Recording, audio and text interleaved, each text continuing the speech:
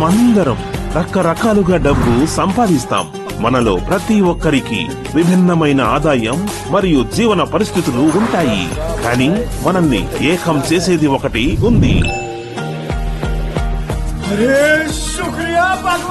గెలుపు అవకాశం,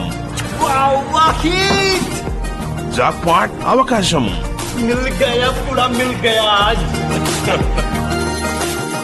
మనం భిన్నంగా ఉండవచ్చు, కానీ మనం ఇప్పటికీ ఒక కుటుంబం.